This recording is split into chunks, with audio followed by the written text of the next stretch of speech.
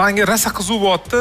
5 millionni qanaqa baholadingiz? 1,5 milliondan maksimum 1 million 800 mingdan bo'lsa, 10% ga mana agar Umid akam kirsa, men ham kiraman. Qancha so'rayapsiz shunda? 500 ming. Necha foizga? 10% ga. Buncha kam? Nimaga xarajat qilmoqchisiz olgan pulni? Bu bizga 200 ming oylik tushumga chiqishga yordam beradi. Shu yo'nalishni o'zgartirib, bundan ko'proq daromad ola oladigan yo'nalishga olib keltirishimga ko'zim yetyapti. Faqat 10% uchun emas, 51% uchun. 51% dan kamiga ishlamaymiz. Savollarim yo'q, ustoz nima desalar shu. Sizni hozirgi bozor bo'yicha narxingiz men baholayman 2,5 million 3 million atrofida baholaymiz. Qancha bermoqchisiz? Qancha foizga? Chunki men ichkarida bo'lsam, boshqalar olaveradi. Ishoning, katta xato qilasiz. Jahongir akani olmasangiz, biz ham kirardik. Agar Jahongir aka kirsalar, biz ham kirardik. Azizlar, demak, bugun yana bitta startaper o'z orzusiga erishdi.